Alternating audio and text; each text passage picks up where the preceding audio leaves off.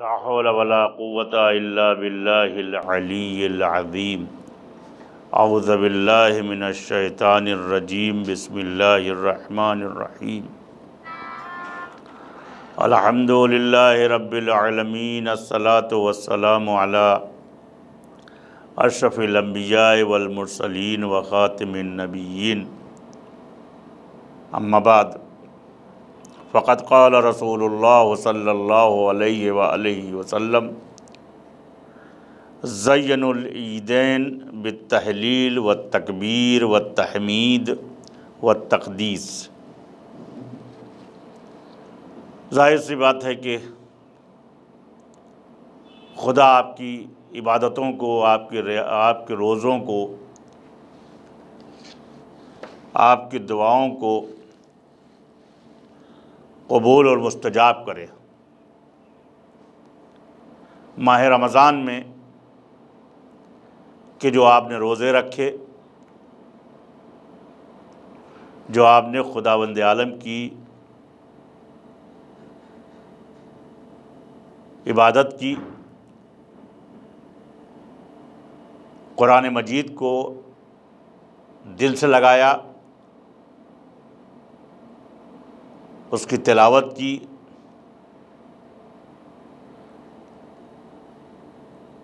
اب ہمارے لیے انعام کا دن آ گیا ہے۔ اس لیے کہ آخری دن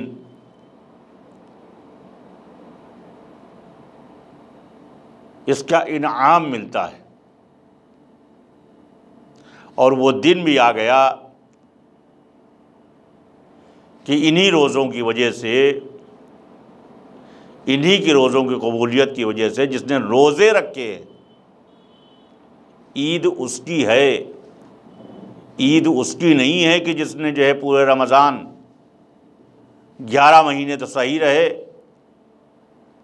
اور جب 12واں مہینہ آیا تو بیمار پڑ گئے، شوگر کے مریض ہو گئے، ہارٹ کے مریض ہو گئے۔ مومنین کہ یہ بہانے خداوند عالم خوب سمجھ رہا ہے۔ آئیے ہم عید کے سلسلے میں آج بحث کریں۔ کلمہ عید عاد یعود سے ماخوذ ہے، جس کے معنی ہے پلٹنے کے۔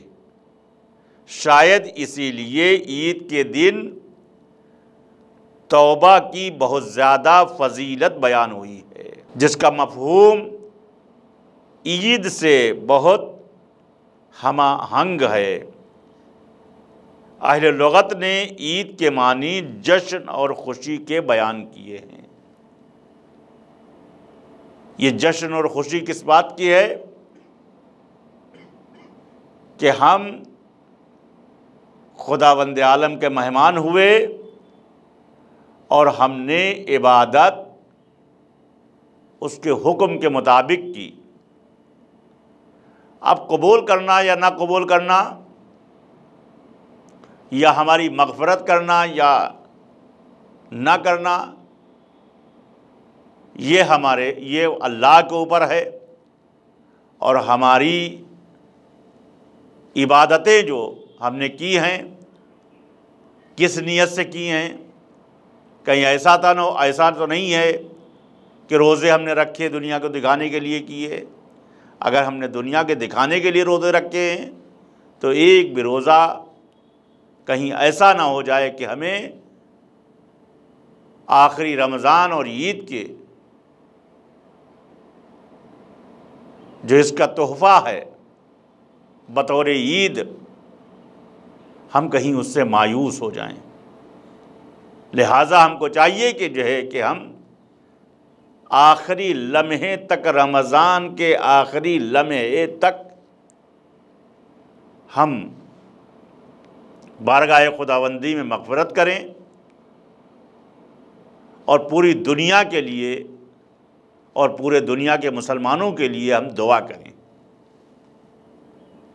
عید قرآن اور حدیث کی روشنی میں، قرآن و حدیث کی روشنی میں عید کا اگر مطالعہ کریں گے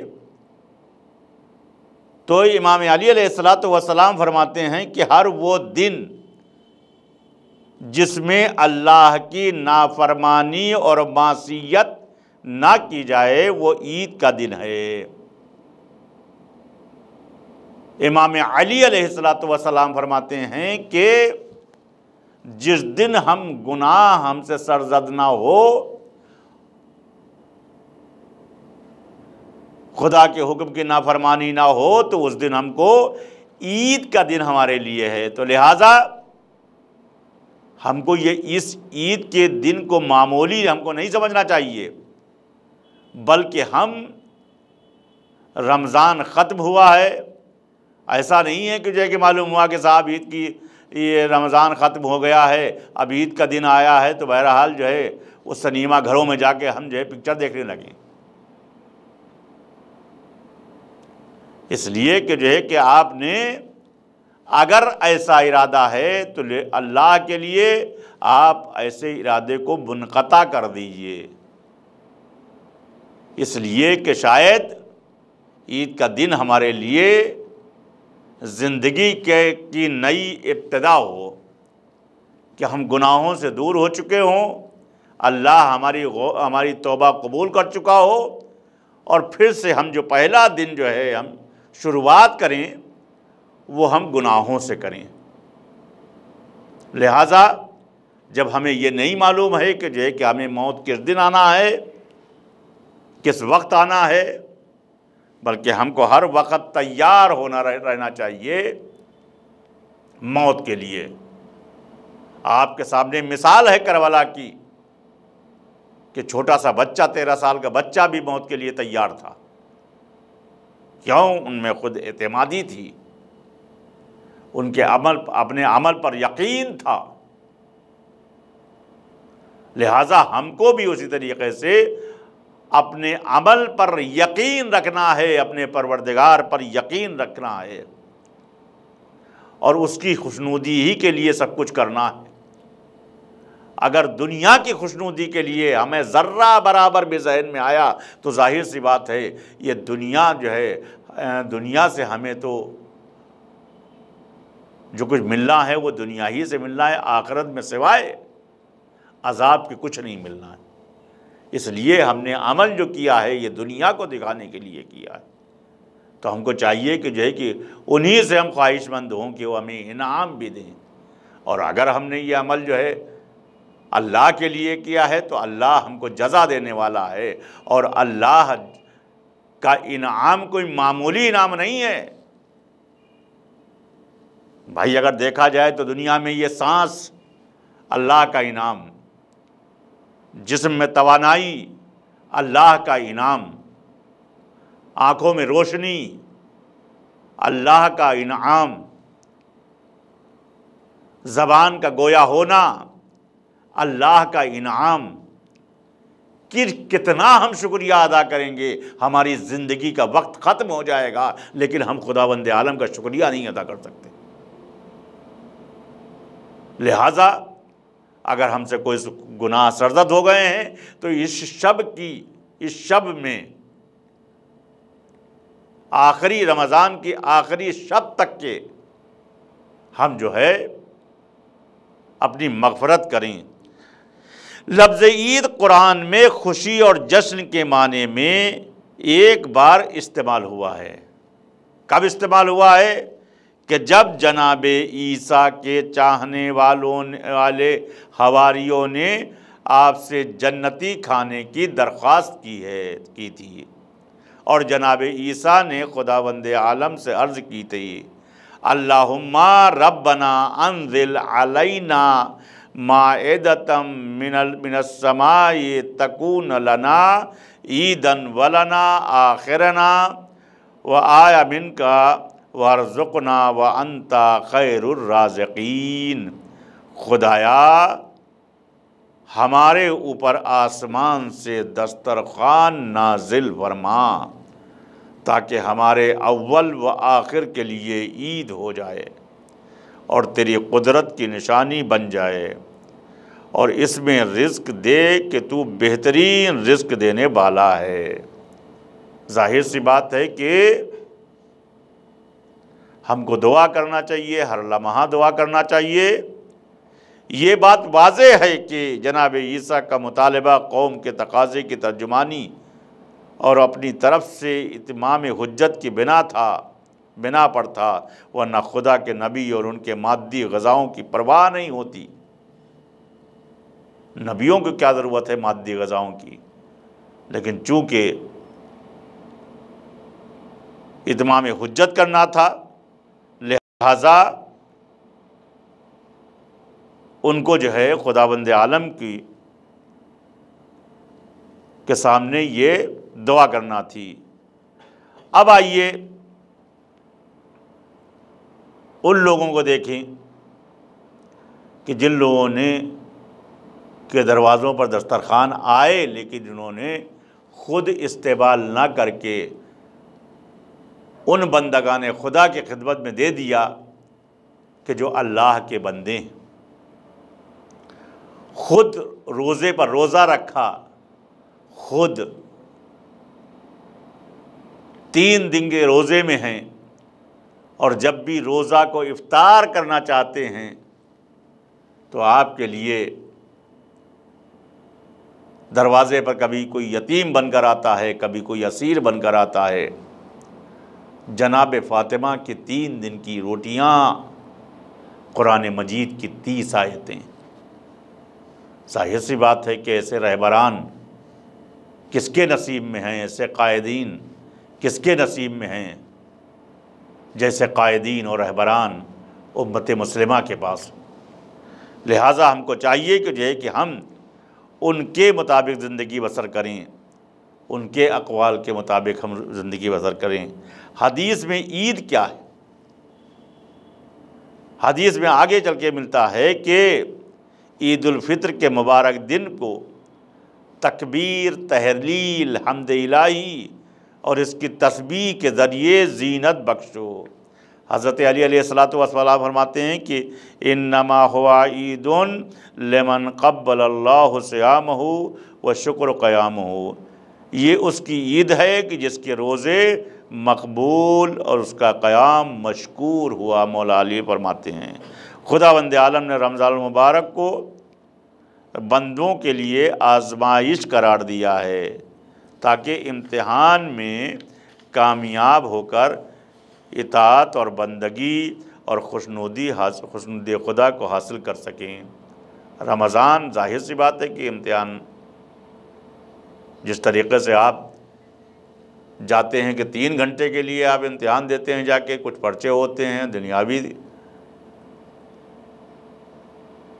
دنیا حاصل کرنے کے لیے، دنیا میں کچھ بننے کے لیے، تو ظاہر سی بات ہے کہ جو ہے کہ ہماری ابدی زندگی کے لیے رمضان المبارک ایک جو ہے وہ امتحان گاہ ہے۔ اس امتحان میں کون کامیاب ہوا، کون ناکام ہوا، کون فرسٹ ڈویژن آیا، کون سیکنڈ ڈویژن آیا، کون تھرڈ ڈویژن آیا، تو یہ ہم کو اپنے اعمال کا محاسبہ کر کے ہم کو معلوم کرنا چاہیے کہ ہمارا مقام کیا ہو سکتا ہے۔ عید فطر کے دن لہو لعب میں مصروف و